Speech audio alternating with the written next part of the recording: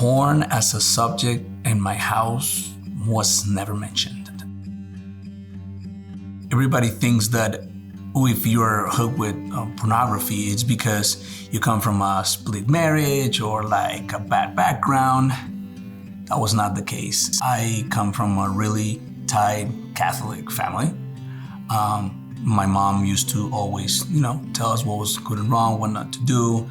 The first time I was introduced to pornography was, I'm gonna say like 10 years old about, that time with magazines. When it got really bad was when one of my friends got a hold of an actual movie. I was just at some point pretending that I was the person in the video. Pornography was my teacher. Pornography was that told me what to do pretty much on TV to women. At that point, I think that I was looking at women more like just a sex object, like just something to satisfy myself.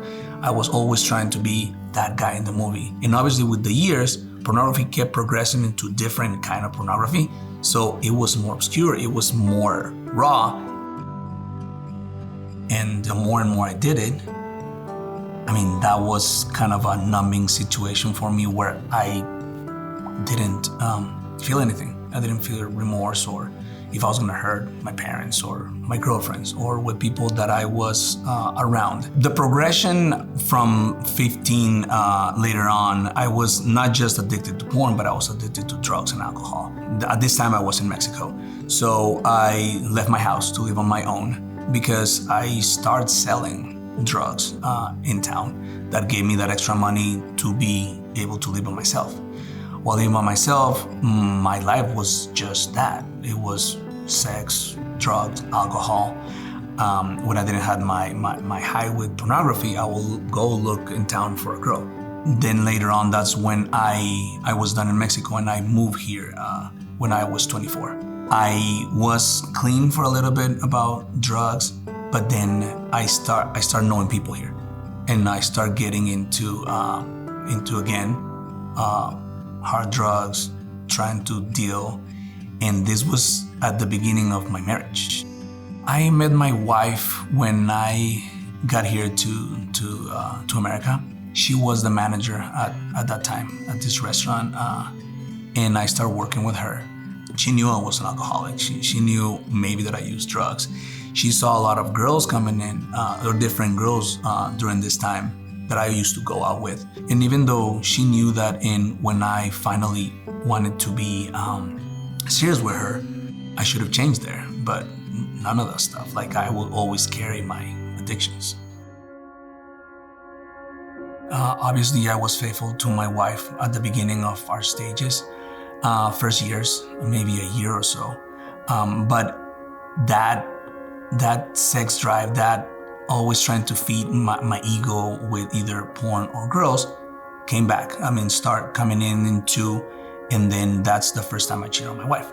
This is when I had my first son. Instead of that being a hard call or like a stop or a blessing, it was the opposite. Cocaine itself numbs your feelings, numbs you at all. Like it doesn't matter what you see. Like I didn't react anything to her tears. Even when I got caught, you're supposed to be like, feel ashamed about yourself and not do it again. But no, I didn't care if my wife was at home with one baby. At one point, my son was able to grab a gram of cocaine that I had stashed, and he had it in his mouth. Normal reaction would be like, what could happen to my son? But I was just thinking of the drugs. I was thinking of, what are you gonna do with my drugs? Like, you're gonna pretty much waste them. One time she did found a bag of cocaine in my car. This one was, she was pregnant with my second child, with Emilio. He was born with a heart defect. I was doing drugs. I was probably high the night that it happened. To me, I knew that was part of it. That was God telling me somehow, like, you need to stop. That's when I finally decide to stop my addictions. All my drug abuse, all my alcohol abuse, everything. I didn't take pornography as an addiction.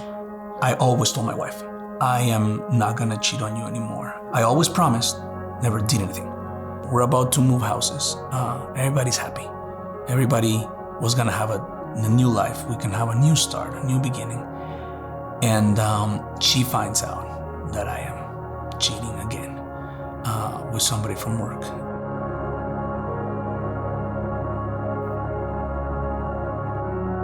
When you have kids, you're trying to raise them to be good men and to look at you as your hero.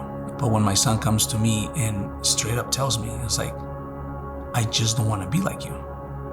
It was like, okay. And that's when I got the phone. I call one of my friends that I knew he got help and ask him, what do I need to do? For me, using porn as my guideline of how I'm supposed to live my sex life, that's how I went with it. And obviously it opened doors without me even noticing, and that's how that led to my sex addiction, to everything else. If I look at that darkness, if I look at that hole, if I look at where I crawled from, even there, Jesus came for me and grabbed me out of there and put me where I am, cleaned me up, and gave me another opportunity. I told my wife many times, if God wouldn't intervene through you, through my kids, not that many outcomes. None of us can walk by ourselves. We need a support. We need somebody to maintain us accountable. We need a reminder every day. And that's how living in freedom for me is, like seeing this and trying to do something about it, making a change. I am free from this. I am actually now have my vision or my eyes open to the real truth.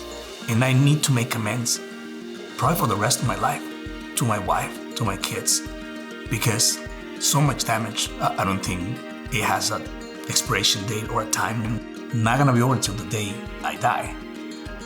So she knowing this gives her comfort, and our relationship together, it's just us, nothing else. It's our family.